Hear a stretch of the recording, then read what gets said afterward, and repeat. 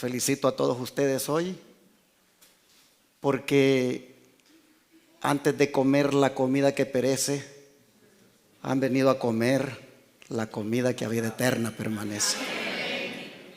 Y yo creo que antes de comer deberíamos de pedirle a Dios que bendiga la comida, ¿no es cierto?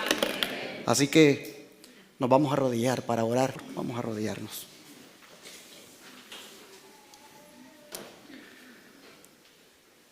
Padre nuestro, estamos aquí, Señor, todavía en ayunas, pero con ganas de comer tu palabra. Y te agradecemos, Padre, porque los ojos nuestros se abrieron y nuestras facultades están intactas. Grande eres, oh Señor. Renuevas cada día tu misericordia. De manera que al venir hoy a comer de tu palabra, pedimos la bendición. Pedimos, Señor, la sabiduría y rogamos que haga efecto en nuestra vida. Te lo pedimos en el nombre de Jesús. Amén.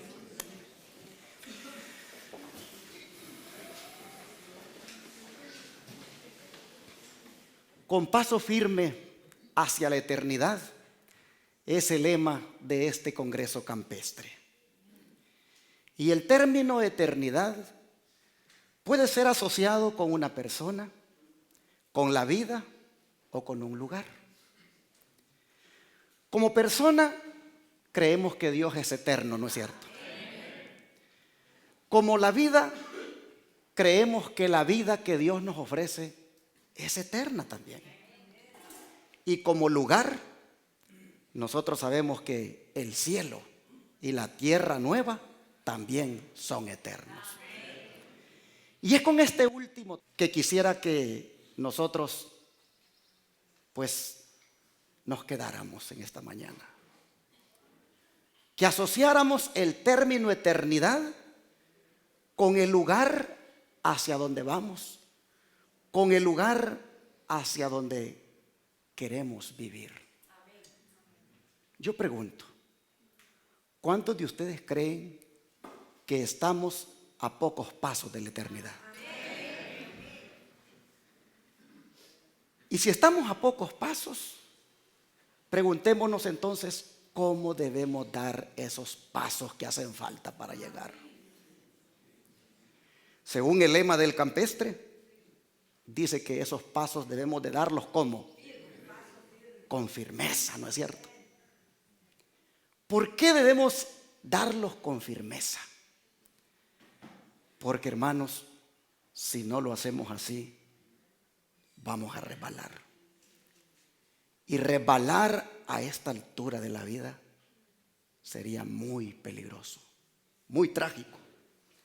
Así que es en este contexto que yo quiero animarlos en esta mañana a que los pasos que hacen falta para llegar a la eternidad los demos de 5 maneras. Siendo la primera de ellas, recordando siempre lo que Dios ha hecho por nosotros. Abramos la Biblia en Primera de Samuel, capítulo 7, verso 12. Primera de Samuel, capítulo 7, verso 12. Dice: tomó luego Samuel una piedra y la puso entre Mizpa y Sen, y le puso por nombre Ebenezer, diciendo: hasta aquí nos ayudó Jehová. Nosotros tenemos aquí, hermanos, podríamos decir, la piedra del recuerdo de la gran liberación de Dios obrada aquel día en favor de su pueblo. ¿De qué los había librado? Miremos los versículos 7 al 11 para ver el contexto. Y cuando oyeron los filisteos que los hijos de Israel estaban reunidos en Mizpa, subieron los príncipes de los filisteos contra Israel. Y al oír esto, los hijos de Israel tuvieron temor de los filisteos. Entonces dijeron los hijos de Israel a Samuel: no ceses de clamar por nosotros a Jehová nuestro Dios, para que nos guarde de la mano de los filisteos. Y Samuel tomó un cordero de leche y lo sacrificó entero en holocausto a Jehová. Y clamó Samuel a Jehová por Israel, y Jehová le oyó. Y aconteció que mientras Samuel sacrificaba el holocausto, los filisteos llegaron para pelear con los hijos de Israel. Mas Jehová tronó aquel día con gran estruendo sobre los filisteos y los atemorizó, y fueron vencidos delante de Israel. Y saliendo los hijos de Israel de Mizpa, siguieron a los filisteos, hiriéndolos hasta abajo de Betcar. Hermanos, esta fue la primer victoria de Israel después de 20 años de estar bajo el dominio de los filisteos. Y miren ustedes el arma que se usó aquel día en aquella guerra. ¿Cuál fue el arma? En el verso 8 nosotros encontramos que ellos le dijeron a Samuel: no ceses de clamar por nosotros al Señor nuestro Dios, para que nos guarde de la mano de los filisteos. Y pregunto, ¿les contestó el Señor? ¿Y qué manera de contestar? Tronó aquel día, dice. Y cuando Dios truena sobre sus enemigos, lo hace hasta con granizo. Así ha sido en el pasado y también será en el futuro. Hermanos, fue en este contexto que Samuel entonces levanta esa piedra. Esa piedra a la cual él llama Ebenezer, la cual a partir de ese día sería el monumento de los hechos prodigiosos que Dios había obrado en favor de su pueblo en el pasado. Pero esa sería no solo la piedra del recuerdo, sino que también sería la piedra del presente y la piedra del futuro. Porque Dios es el mismo ayer, hoy y por los siglos. Pero hermanos, ¿por qué razón en nuestro camino hacia la eternidad, una de las maneras de avanzar por ese camino debe de ser esta? Recordando siempre lo que Dios ha hecho por nosotros. ¿Por qué razón? Porque, hermanos, ustedes no me dejarán mentir, que cuando uno recuerda siempre lo que Dios ha hecho por uno, uno entonces agarra fuerza. Uno entonces va avanzando con esperanza. Uno entonces, mis hermanos, confía no en uno, sino en el poder de Dios. Y hablando de esto, miren ustedes cómo el don profético lo dice. Cada paso de la vida, dice el don profético, puede acercarnos más al Señor Jesús.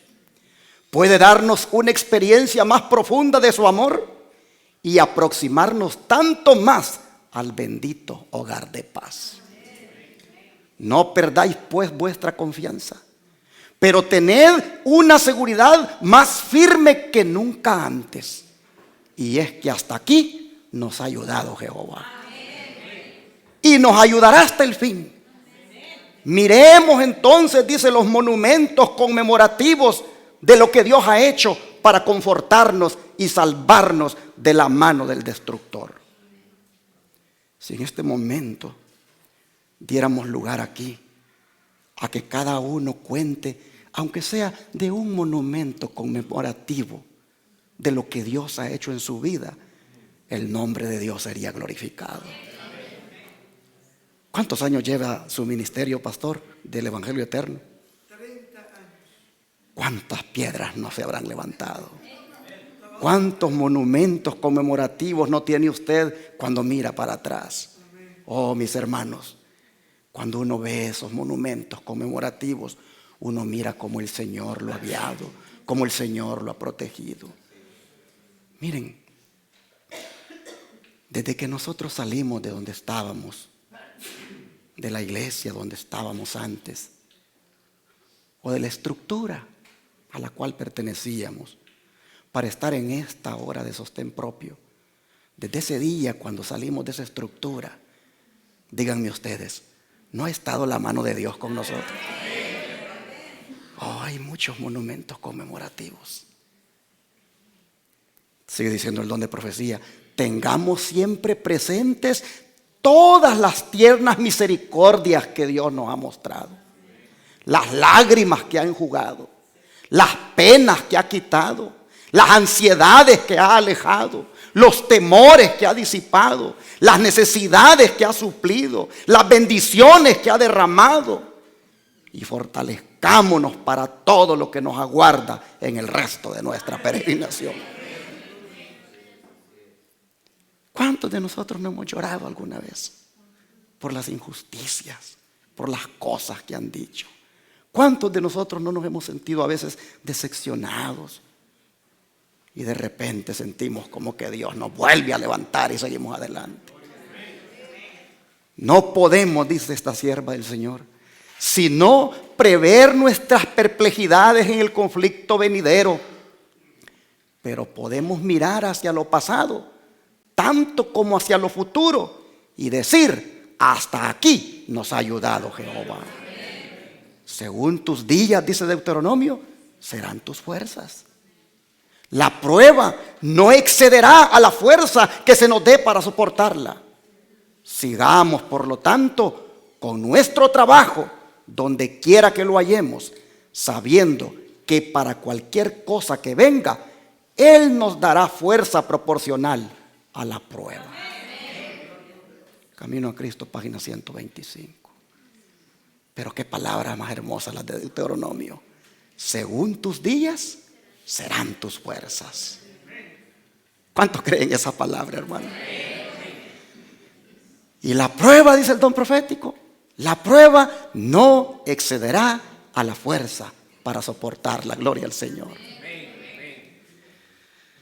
Así que, hermanos, avancemos firmemente, dando este paso firme hacia la eternidad, recordando siempre lo que Dios ha hecho por nosotros, para que así tengamos la seguridad de que se cumplirán en nosotros aquellas palabras que dijo el apóstol Pablo. En el libro de Filipenses 1, vamos para allá, Filipenses 1:6, dijo así el apóstol: estando persuadido de esto, que el que comenzó en vosotros la buena obra, la perfeccionará. ¿Hasta cuándo? Hasta el día de Jesucristo. Hermanos, Dios, como todo un obrero perfecto, está diciendo aquí el texto bíblico que nos va a seguir conduciendo y nos va a hacer de una manera perfecta hasta el día cuando Cristo venga. Así que mantengamos siempre esto en nuestra mente y avancemos así hacia la eternidad, dando este paso firme de recordar siempre lo que Dios ha hecho por nosotros. Y el segundo paso firme yo lo llamo andando en el Espíritu. Ir hacia la eternidad, avanzar hacia la eternidad, andando en el Espíritu, es algo, hermanos, que nos va a llevar con seguridad al puerto de eterna paz. La base bíblica para esto la encontramos en Gálatas 5:25. Gálatas 5:25. Dice aquí la palabra del Señor: si vivimos por el Espíritu, ¿qué debemos hacer? Andemos también por el Espíritu. Hermanos, ¿qué es andar en el Espíritu?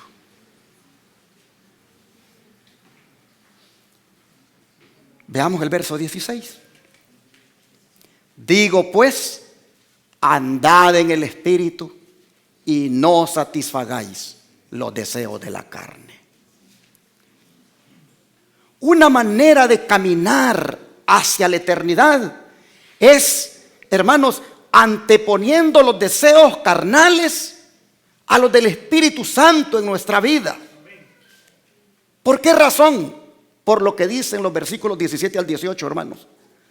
Porque el deseo de la carne es contra el Espíritu, y el del Espíritu es contra la carne, y estos se oponen entre sí para que no hagáis lo que quisiereis. Pero si sois guiados por el Espíritu, no estáis bajo la ley.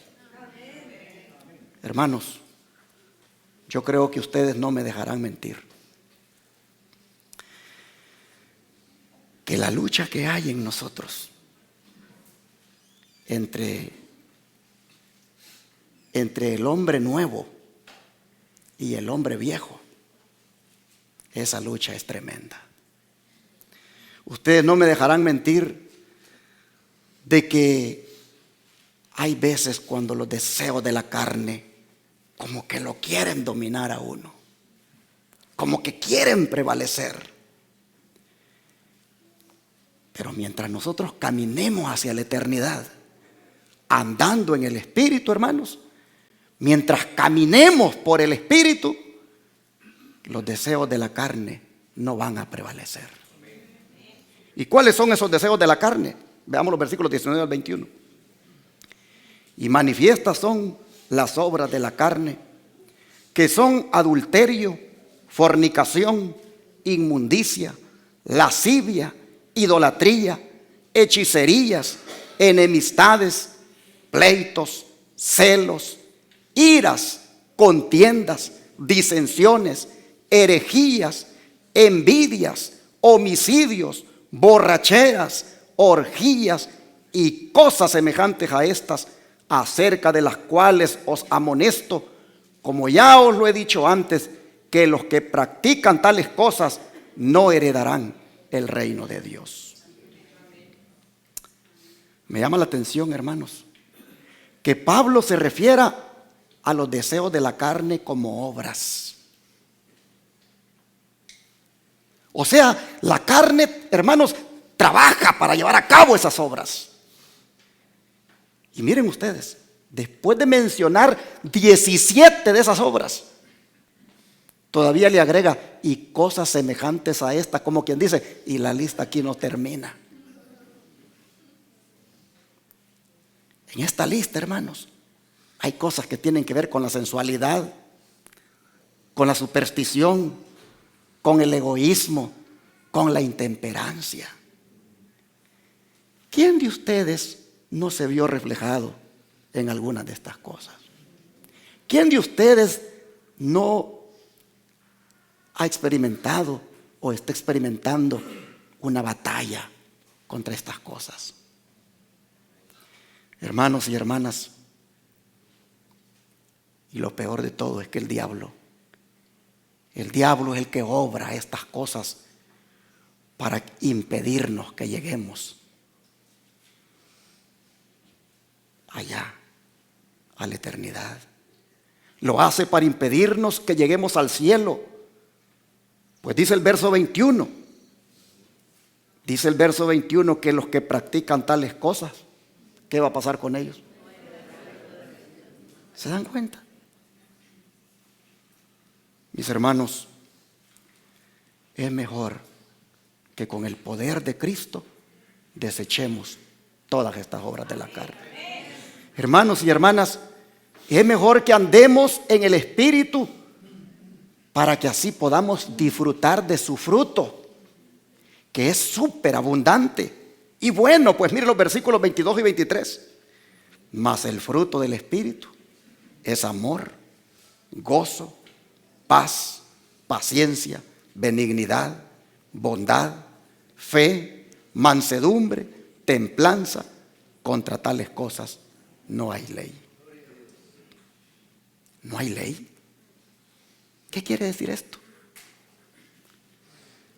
Hermanos, quien tiene este fruto del Espíritu, cuando dice que no hay ley, lo que está diciendo es que el que tiene este fruto del Espíritu es una persona que está disfrutando una libertad completa. Es decir, no está bajo ninguna ley que le condene. Es libre. ¿Por qué? Por lo que dice el verso 24. Porque los que son de Cristo han crucificado la carne con sus pasiones y deseos. En otras palabras, pueden decir como Pablo: con Cristo estoy, ¿qué cosa? Juntamente crucificado, y ya no vivo yo, mas Cristo vive en mí. Pero eso solo se puede decir si en realidad hemos nacido de nuevo. Si en realidad hemos experimentado un nuevo nacimiento, es que nosotros podemos decir eso, y es que nosotros podemos entonces andar en el Espíritu. El don profético lo respalda, se los pongo acá. Dice la sierva del Señor: los que llegan a ser nuevas criaturas en Cristo Jesús producen ¿qué cosa? Los frutos de su Espíritu, que son amor, gozo, paz, longanimidad, benignidad, bondad, fidelidad, mansedumbre, templanza. Ya no se conforman con las concupiscencias anteriores, sino que por la fe siguen las pisadas del Hijo de Dios. Reflejan su carácter y se purifican a sí mismos como Él es puro. Aman ahora las cosas que en un tiempo aborrecían, y aborrecen las cosas que en otro tiempo amaban. El que era orgulloso y dominador es ahora manso y humilde de corazón. El que antes era vano y altanero es ahora serio y discreto. El que antes era borracho es ahora sobrio, y el que era libertino, puro. Han dejado las costumbres y modas vanas del mundo. Camino a Cristo, página 58. Hermanos, pero esto solo se puede conseguir si uno, así como vino a Cristo, permanece en Cristo. Y Jesús lo dijo. Miren ustedes el Evangelio de Juan. Vamos al Evangelio de Juan, capítulo 15.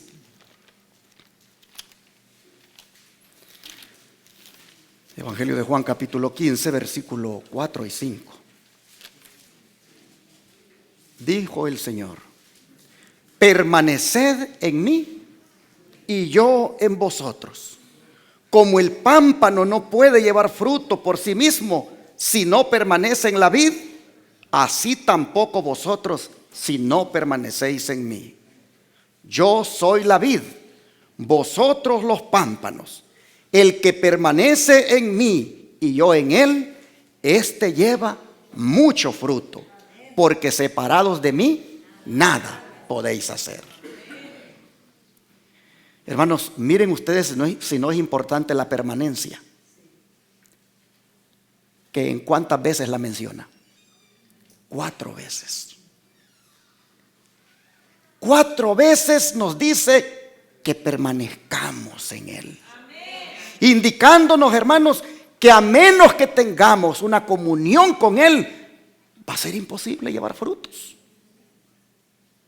Y aquí es, hermanos, donde muchos están engañados. Porque muchos le dan más énfasis a pertenecer a la conferencia, a la asociación, a la misión, al concilio, y les preocupa más eso que pertenecer a Jesucristo. Se les olvida que si como pámpanos no están más preocupados por estar conectados con Cristo, finalmente serán quemados, así pertenezcan a la organización religiosa que sea. Hermanos, hay gente que a veces se acerca y dice: sea fiel a la iglesia, sea fiel a la conferencia, sea fiel a esto, sea fiel a lo otro. ¿Y por qué no te dicen: sea fiel a Jesús, sea fiel a Cristo? Hay una gran preocupación por querer ser fiel a las estructuras, a las organizaciones. Bendito sea Dios que en el sostén propio el énfasis es: seamos fieles a Jesucristo. Y hablando de permanecer en Cristo, mire lo que es el don profético. La humanidad de Cristo ha tocado nuestra humanidad. Y nuestra humanidad ha tocado la divinidad. Así, por la intervención del Espíritu Santo, el hombre viene a ser participante de la naturaleza divina. Es acepto en el amado. Esta unión con Cristo, una vez formada, debe ser como mantenida. Cristo dijo: estad en mí y yo en vosotros. Como el pámpano no puede llevar fruto de sí mismo si no estuviese en la vid, así vosotros, si no estuvieres en mí, dijo Cristo, tampoco puede llevar fruto. Dice el don profético, no es un contacto casual. Ninguna unión que se realiza y se corta luego. El sarmiento llega a ser parte de la vid viviente. La comunicación de la vida, la fuerza y el carácter fructífero de la raíz a las ramas se verifica en forma constante y sin obstrucción. Separado de la vid, el sarmiento no puede vivir.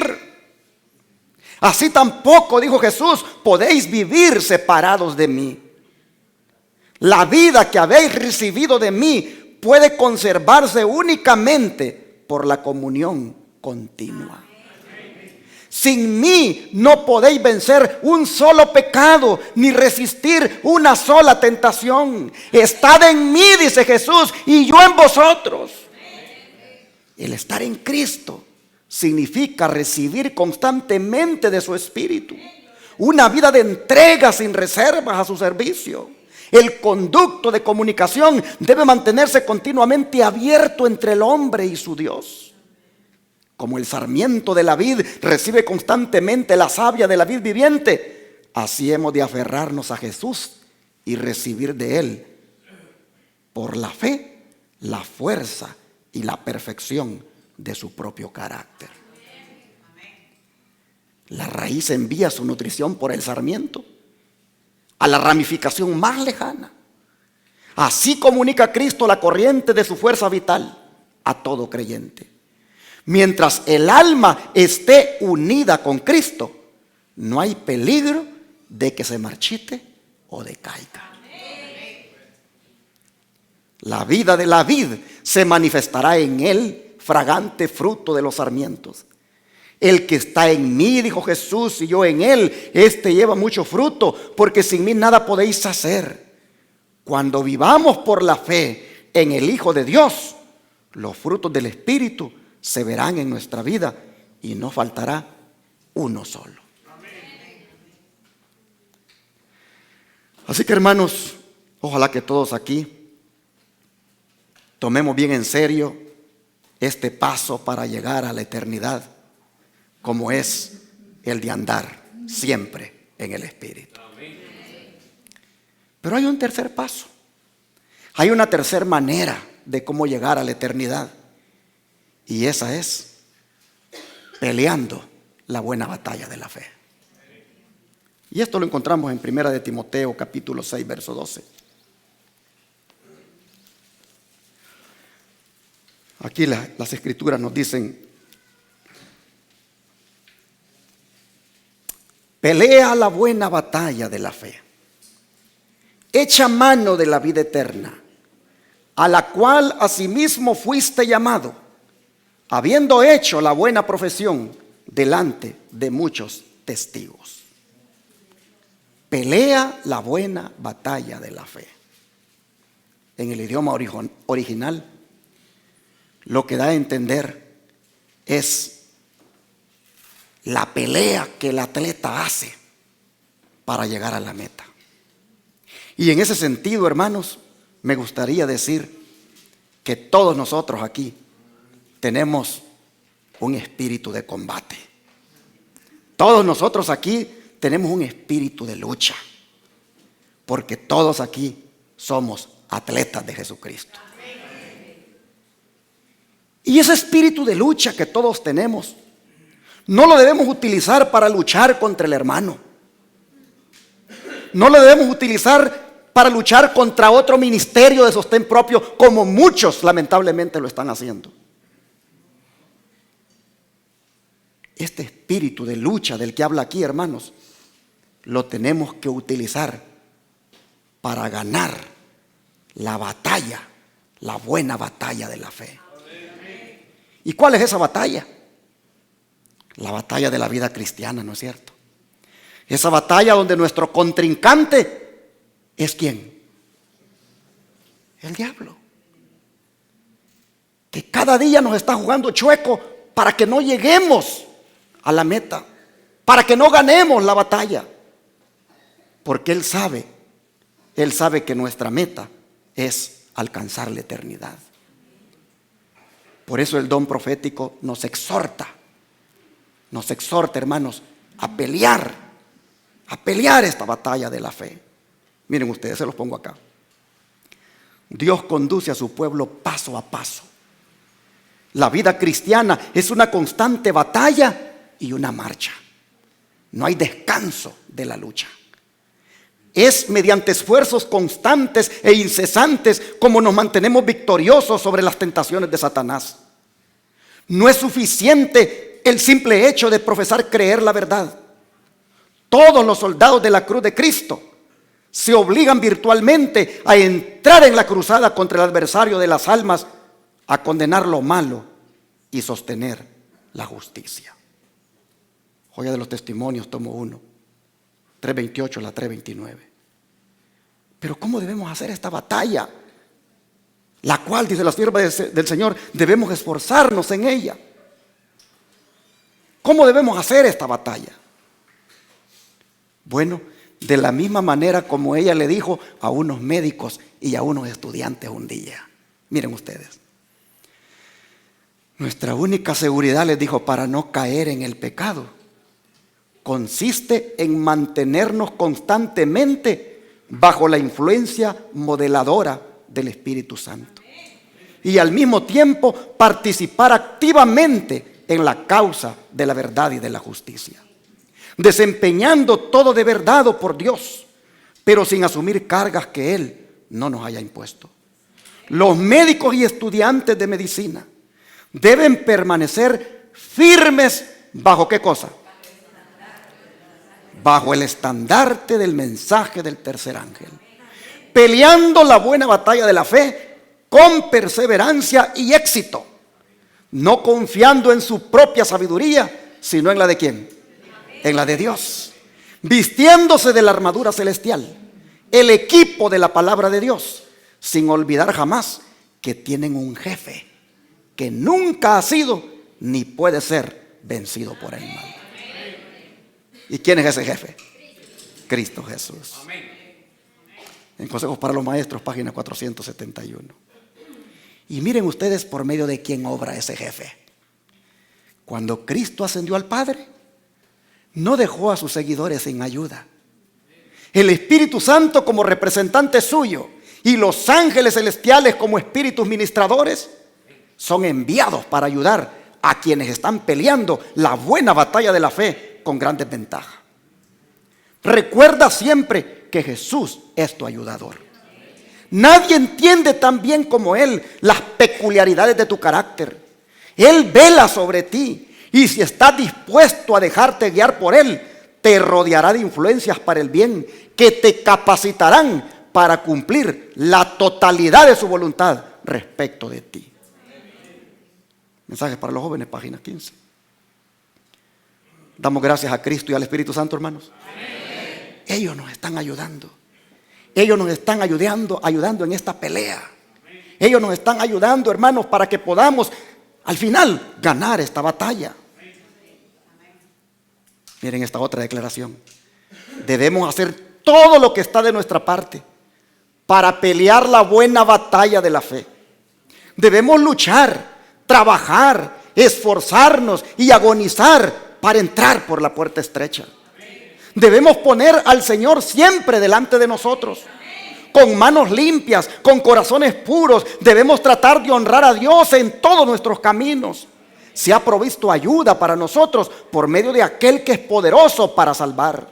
El Espíritu de verdad y luz nos vivificará y renovará mediante sus misteriosas operaciones, porque todo nuestro progreso espiritual proviene de Dios y no de nosotros mismos. El obrero verdadero tendrá el poder divino en su ayuda, pero el indolente no será sostenido por el Espíritu de Dios. Fe y Obras, página 48. Así que, hermanos, perseveremos en nuestra batalla. Perseveremos en nuestra batalla de la fe, porque todavía no hemos llegado a la meta. Recuerden ustedes que la victoria es el resultado de ¿qué cosa? De la perseverancia. Y también de un rígido dominio propio. La carrera, hermanos, hacia la eternidad todavía no termina. Por lo tanto, no hay que detenernos en ella. Ni tampoco nos jactemos de cómo estamos corriendo. Ni tampoco miremos cómo los otros atletas la están corriendo, porque vamos a perder de vista llegar a la meta. Hermanos, hoy en este tiempo hay que mantenernos corriendo como el atleta, peleando esta batalla hasta que finalmente la ganemos. Pero hay algo que sí nosotros debemos tomar en cuenta en esta carrera. Y es que debemos hacerla con este paso firme que les pongo aquí. Estando atento a las señales de los tiempos.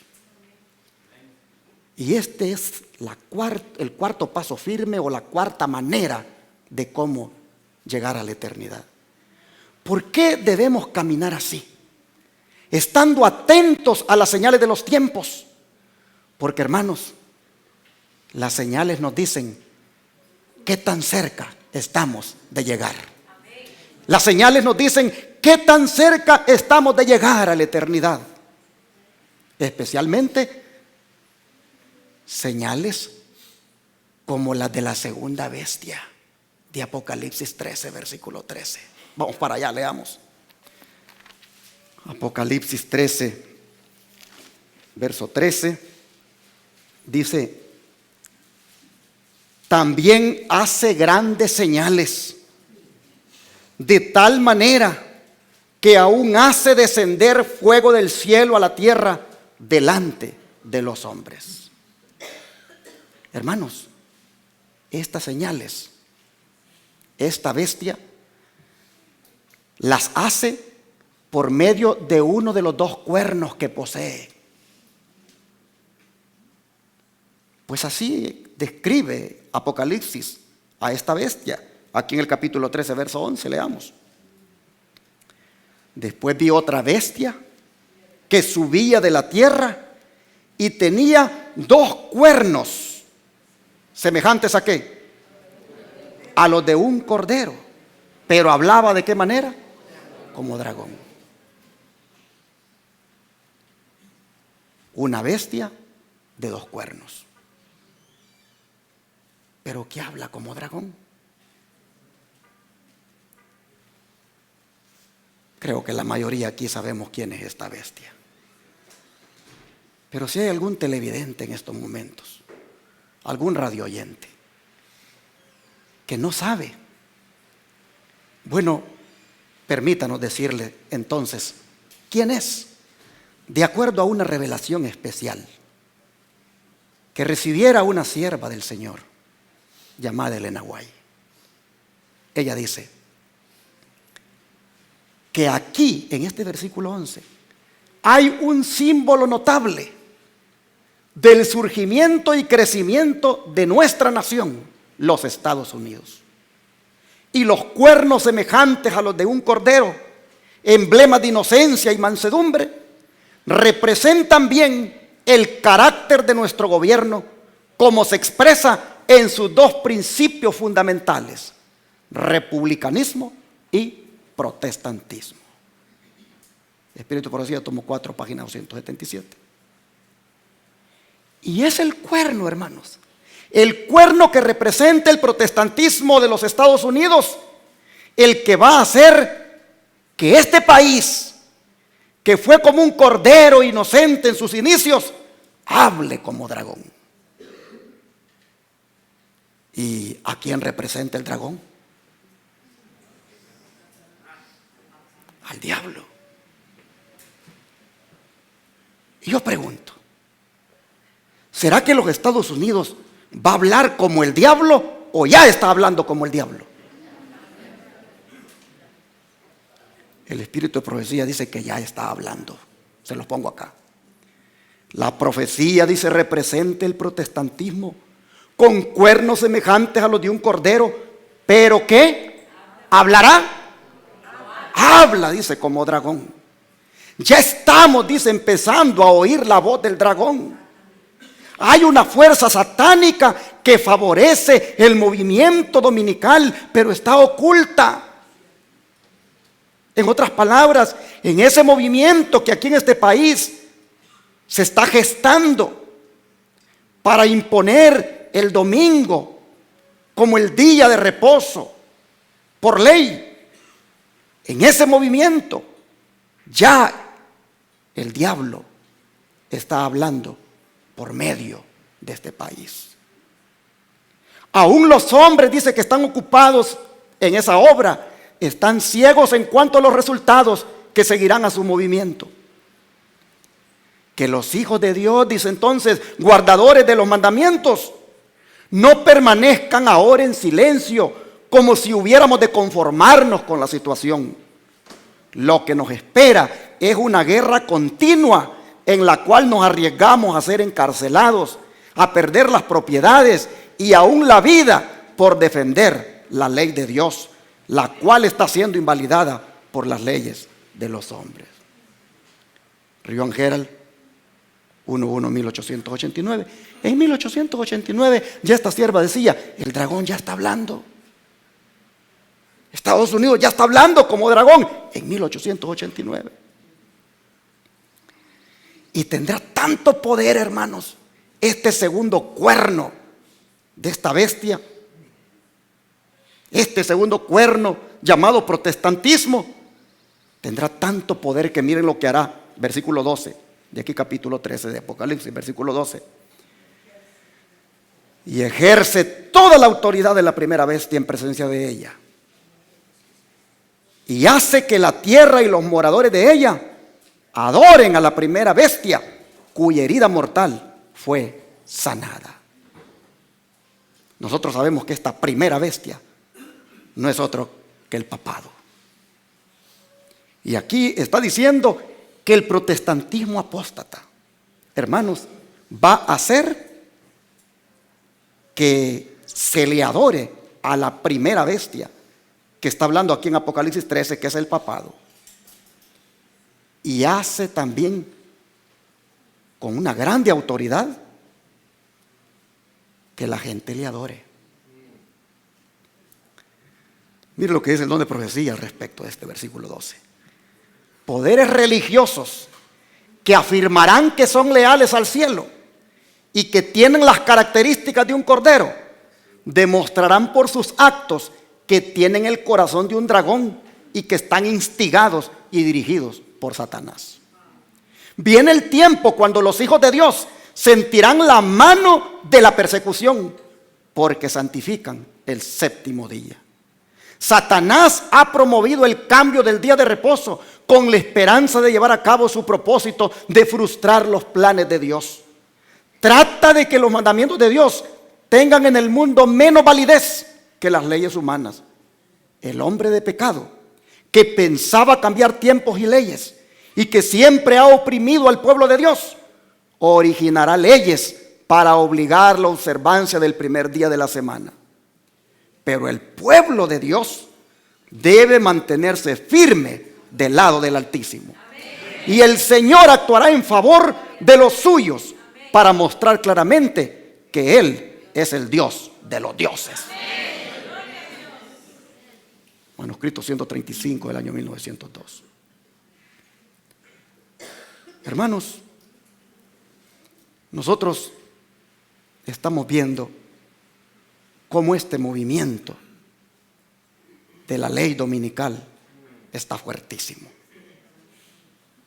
Nosotros vemos que si de estar atento a las señales de los tiempos se trata como paso firme a dar de cara a la eternidad, nosotros estamos viendo que esta señal está, hermanos, cada día más notable. El don profético sigue diciendo: la palabra de Dios declara explícitamente que la ley divina será menospreciada, hollada por el mundo. Prevalecerá extraordinariamente la iniquidad. El llamado mundo protestante formará una coalición con el hombre de pecado, y la iglesia y el mundo estarán en una corrupta armonía. Aquí la gran crisis se aproxima al mundo.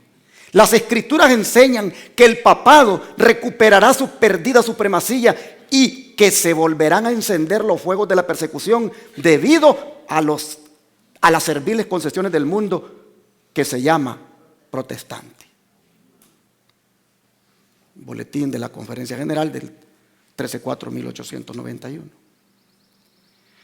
Pero para engañar al mundo y para que crea que Dios los dirige en lo que van a implementar más adelante, es que hace las señales que dice el verso 13. Volvámoslo a leer. Hace grandes señales de tal manera que aún hace descender fuego del cielo a la tierra delante de los hombres. Hermanos,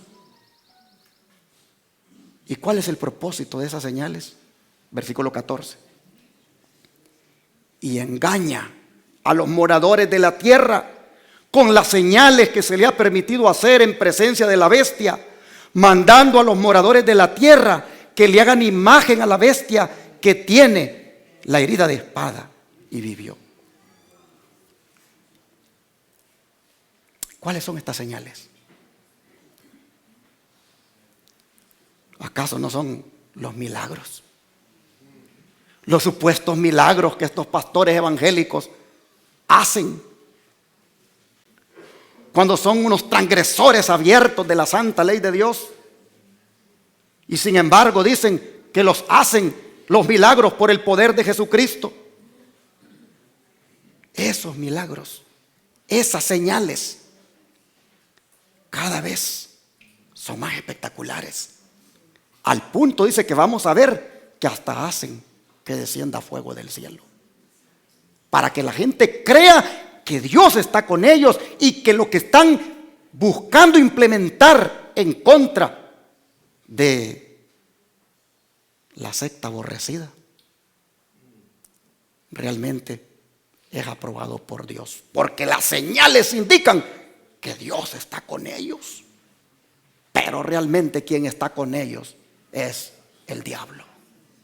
Mire lo que dice el don de profecía: está cercano el tiempo en que Satanás hará milagros para confirmar en la gente la creencia de que Él es Dios. Todo el pueblo de Dios debe permanecer ahora en la plataforma de la verdad, tal como se presenta en el mensaje del tercer ángel. Todos los cuadros agradables, todos los milagros hechos se presentarán para que, si es posible, sean engañados aún quienes. Mejor digamos nosotros.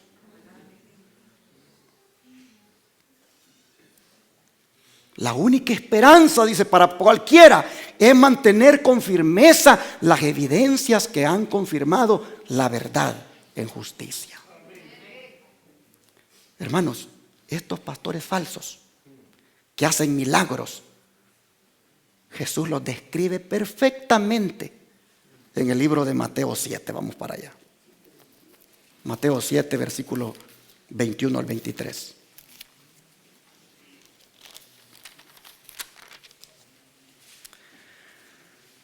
Dice el Señor: no todo el que me dice Señor, Señor, entrará en el reino de los cielos, sino el que hace la voluntad de mi Padre que está en los cielos. Muchos me dirán en aquel día: Señor, Señor, profetizamos en tu nombre y en tu nombre, no profetizamos en tu nombre y en tu nombre echamos fuera demonios y en tu nombre hicimos muchos milagros. Y entonces les declararé: nunca les conocí, apartaos de mí, hacedores de maldad. ¿Por qué razón? Porque esos milagros los hicieron bajo la supervisión de Satanás. Y se los pongo aquí para que vean que no son palabras mías.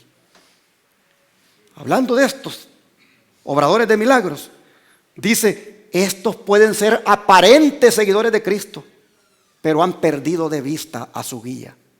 Pueden decir, Señor, Señor. Pueden señalar a los enfermos que han curado y otras obras maravillosas y pretender que tienen más del Espíritu y poder de Dios que el que es manifestado por los que guardan su ley. Pero sus obras son hechas bajo la supervisión del enemigo de la justicia, cuyo propósito es engañar a las almas, y tienen el propósito de apartar de la obediencia la verdad y el deber. En el futuro cercano habrá aún más marcadas manifestaciones de este poder que obra milagros, pues de él se dice que hace grandes señales, de tal manera que aún hará descender fuego del cielo a la tierra delante de los hombres. Signs of the Times 26-2, 1885. Hermanos, ¿cuál es el propósito de todos estos engaños? Preparar el camino para poner ¿qué cosa? La ley dominical. Y son millones los que andan detrás de milagros.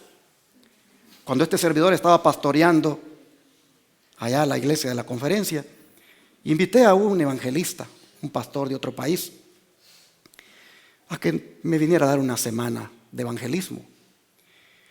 Y le dije, ¿cómo vamos a llamar a la campaña? Y me dijo, ponle, Señor, quiero un milagro. Y entonces nosotros hicimos los flyers y así le pusimos, te invitamos a la campaña evangelística, Señor, quiero un milagro. Y hermanos, nosotros repartimos flyers por toda la comunidad. Y allá en el estadio de los Mavericks de Dallas, ese día creo que estaban jugando los Mavericks, estaba lleno ahí de gente. Y un hermano se le ocurrió ir a repartir flyer allí. El caso es que en la noche yo miré que iba entrando bastante gente a la campaña y gente que yo nunca había mirado. Y le dije a una señora, ¿de dónde nos visita? Somos varios que hemos venido, me dice. Allá estábamos en el estadio, me dice, y allá repartieron unos papeles donde decía que aquí iban a haber milagros. Hermanos, la gente había llegado a la campaña en busca de un milagro. Y el diablo lo sabe, que la gente eso es lo que anda buscando.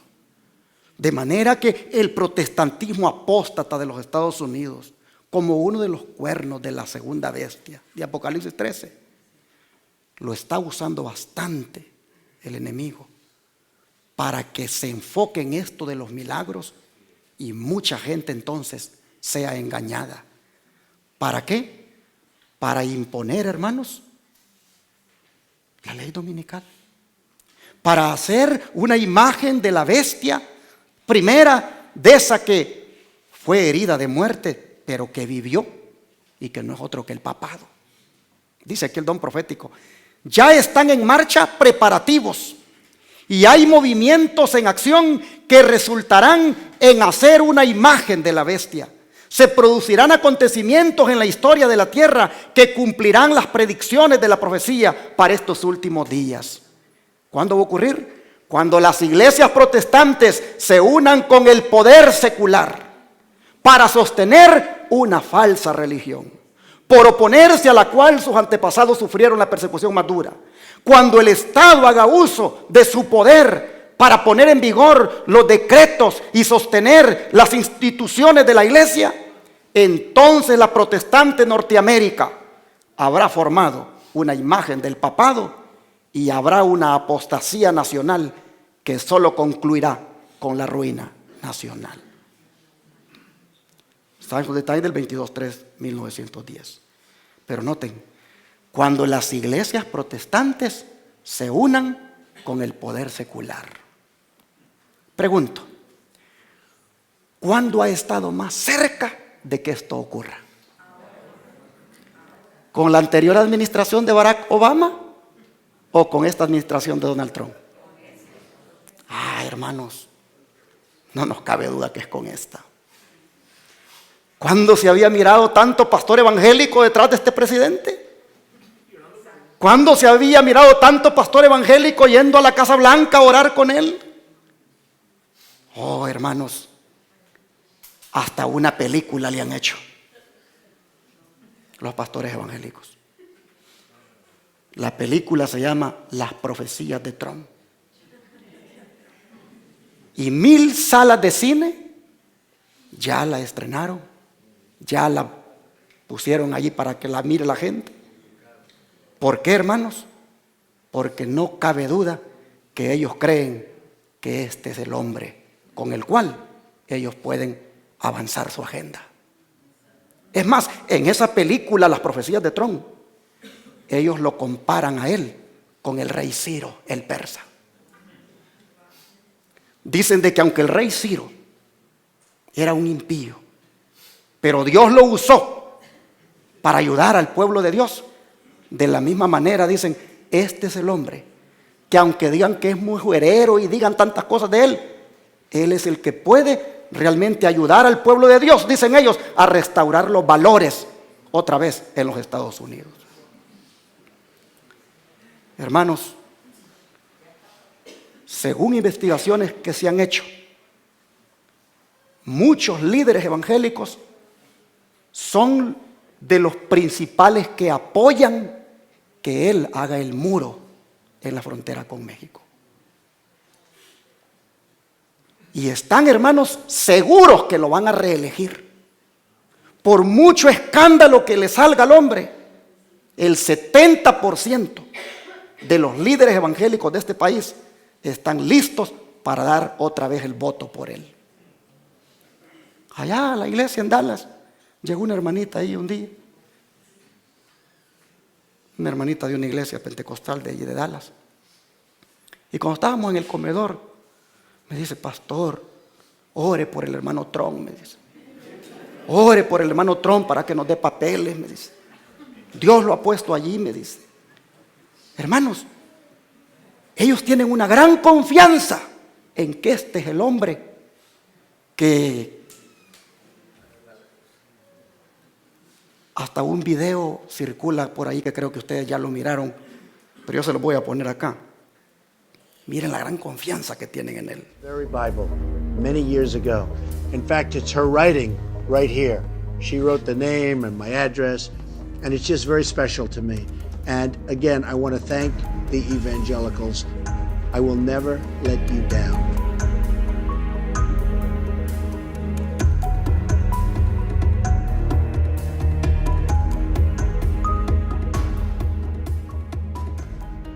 Antes de Donald Trump ser presidente, el panorama para Estados Unidos era muy incierto en relación a los temas que tenían que ver con los valores cristianos y la libertad religiosa en esa nación. Barack Obama se convirtió en uno de los presidentes más liberales de esa nación, y como consecuencia se aprobaron leyes y medidas que estaban alejadas de los valores cristianos que fundaron a Estados Unidos. Con la llegada de Donald Trump, muchas cosas han comenzado a cambiar para bien de la comunidad cristiana en Estados Unidos. Durante una entrevista, la secretaria de prensa de la Casa Blanca afirmó que Dios había elegido a Trump como presidente. ¿Fueron correctas esas declaraciones de esta empleada?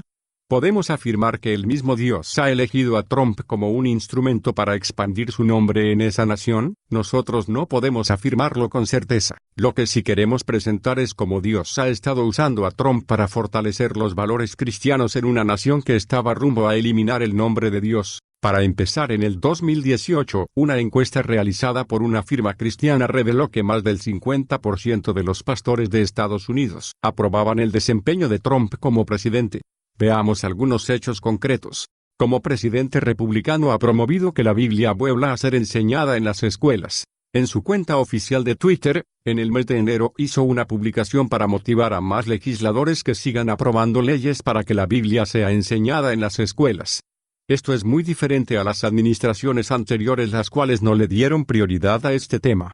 Donald Trump ha sido el presidente de los Estados Unidos que más compromiso público ha asumido con la libertad religiosa de ese país. Durante el gobierno de Barack Obama, muchos pastores evangélicos llegaron a sentir temor de poder expresarse con libertad sobre temas de identidad sexual y morales, ya que en la administración de Obama se les hacía cierta censura. Cuando Trump llegó al poder, se comprometió a defender el derecho de la comunidad cristiana y garantizar que el nombre de Dios no sea eliminado de la identidad de esa nación.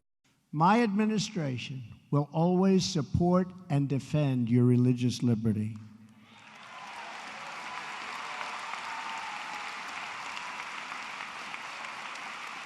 We don't want to see God forced out of the public square, driven out of our schools, or pushed out of our civic life. We want to see prayers before football games if they want to give prayers. We will not allow the government to censor sermons, to restrict the free speech of our pastors and our preachers and the people that we most respect. También en 2018, durante el desayuno anual de oración, Trump anunció que firmó una orden ejecutiva para proteger la libertad religiosa en Estados Unidos. Además, afirmó que Dios está por encima del gobierno y que la oración es parte fundamental de esa nación. Reverend Graham's words remind us that prayer has always been at the center of American life because America is a nation of believers. Right? Trump eligió como vicepresidente a Mike Pence, el cual es un cristiano conservador que ha estado trabajando muy de cerca con los pastores evangélicos y ha estado promoviendo iniciativas del gobierno para promover valores cristianos en Estados Unidos. El vicepresidente ha participado de grupos de estudios bíblicos junto a otros importantes empleados de la Casa Blanca, algo que no sucedía en la administración de Obama. El vicepresidente Pence habló en la Convención Bautista del Sur, donde reveló que el gobierno de Trump ha invertido millones de dólares para proteger cristianos que son perseguidos en otra nación. Durante el gobierno de Obama, las organizaciones pro aborto fueron fortalecidas y recibieron muchos recursos. Cuando Trump asumió la presidencia de los Estados Unidos, se convirtió en el presidente más pro vida que ha tenido ese gran país. Como presidente ofreció un discurso a favor de la vida durante la marcha pro vida más grande que se realiza en los Estados Unidos. Today I'm honored and really proud to be the first president to stand with you here at the White House to address the 45th March for Life. That's very, very special. You love your families, you love your neighbors, you love our nation, and you love every child, born and unborn, because you believe that every life is sacred, that every child is a precious gift from God. Pero también recientemente durante su discurso del Estado de la Unión, se pronunció a favor de la vida. To defend the dignity of every person, I am asking Congress to pass legislation to prohibit the late-term abortion of children who can feel pain in the mother's womb. En el gobierno de Trump se han cortado fondos para organizaciones que se dedican a promover el aborto en otros países y en Estados Unidos. Donald Trump se ha propuesto que el nombre de Dios no sea borrado de los fundamentos de Estados Unidos. Por último, durante un discurso de Semana Santa, Trump declaró que Cristo ha resucitado. For Christians, we remember the suffering and death of God's only Son and His glorious resurrection on the third day. On Easter Sunday, we proclaim with joy, Christ is risen. Esto tiene mucha importancia porque en muchos espacios de Estados Unidos se promueve que la Biblia es un mito. Nosotros no podemos afirmar que Trump sea realmente cristiano. Su vida personal ha estado llena de escándalos que no son precisamente un ejemplo de alguien que sirva a Dios con todo su corazón. Lo que sí podemos ver es que, pese al pasado que haya tenido Trump, Dios puede estar usándolo para traer un renacer de los valores cristianos. Bueno, yo creo, hermanos, de que nunca habíamos estado tan cerca de que se llegue a lo que pues siempre hemos predicado, de que la ley dominical se imponga. Nunca hemos estado tan cerca como lo estamos ahora. El escenario está preparado. El hombre es el indicado para todos los líderes. De manera, hermanos, que aquí solo falta que en la hora y en el tiempo de Dios, el ultimátum en contra de nosotros, pues se llegue a dar. como es el de imponer la marca de la bestia y al mismo tiempo el decreto de muerte para aquel que no la quiera recibir. De manera que termino ahora diciéndoles que es necesario dar este último paso firme hacia la eternidad, como es el de mirar, velar y orar. Vamos a la Biblia, Marcos 13, versículos 33 al 37. Y con esto termino. Marcos 13, versículos 33 al 37. Mirad, dijo el Señor, velad y orad, porque no sabéis cuándo será el tiempo. Es como el hombre que yéndose lejos dejó su casa y dio autoridad a sus siervos y a cada uno su obra, y al portero mandó que velase. Velad pues, porque no sabéis cuándo vendrá el Señor de la casa, si al anochecer o a la medianoche, o al canto del gallo o a la mañana, para que cuando venga de repente no os halle durmiendo. Y lo que a vosotros digo, a todos lo digo, velad. Creo que es bueno que respaldemos estas palabras con estas otras. Mirad, velad y orad. Fueron las palabras que el Salvador habló con referencia al tiempo del fin y su segunda venida para llevar a sus hijos fieles a su casa. En primer lugar, hay que velar. Velar para no hablar a la ligera, en forma quejosa o impaciente. Velen, no sea que el orgullo haya cabida en su corazón. Velen para que no los venzan las pasiones malignas en lugar de que ustedes las subyuguen. Velen para que no los sobrecoja un espíritu de indiferencia y descuiden el cumplimiento de sus deberes y se transformen en personas livianas y descuidadas, y su influencia llegue a tener sabor de muerte en lugar de sabor de vida. En segundo lugar, hay que orar. Jesús no nos habría encargado que lo hiciéramos si no se hubiera tratado de una necesidad real. Él sabe perfectamente bien que nosotros por nuestra propia cuenta somos incapaces de vencer las muchas tentaciones del enemigo o de descubrir las muchas trampas que coloca para nuestros pies. El Señor no lo ha abandonado para que se defienda solo. Ha provisto una manera por medio de la cual puede obtener ayuda. Por esa razón le pide que ore. Y así, con estas 5 maneras o pasos firmes para llegar a la eternidad, es mi deseo en esta mañana que todos los que estemos aquí avancemos hacia la meta. Pregunto, ¿cuántos de ustedes quisieran que Dios les ayude para lograr llegar a la eternidad?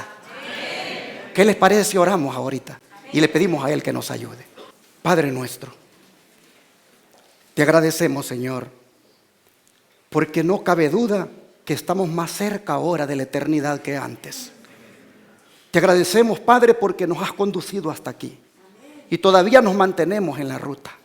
Gracias porque todavía nos mantenemos, Señor, en la carrera. Gracias porque todavía estamos peleando esta batalla. Oh Padre, te pedimos que lo que haga falta lo demos, Señor, los pasos con pasos firmes. Te pedimos, oh Señor, que avancemos, al menos de la manera como en esta mañana hemos meditado. Número 1, recordando siempre lo que tú has hecho por nosotros. Número 2, andando en el Espíritu. Número 3, peleando la buena batalla de la fe. Número 4, estar atento a las señales de los tiempos. Y número 5, velando y orando. Ayúdanos, Señor, a que en aquel día glorioso, cuando vengas en las nubes de los cielos y la eternidad se haga una realidad, todos nosotros estemos allí para disfrutarla. Te lo pedimos en el nombre de Jesús. Amén. Vamos a orar por la comida de una vez, hermanos. Querido Padre, ahora te pedimos que los alimentos que vamos a ingerir sean también bendecidos por ti. Que caigan tan bien en nuestro cuerpo que nos nutran, oh Señor. Y pedimos que con acción de gracias podamos comerlos. Te lo pedimos en Cristo Jesús. Amén.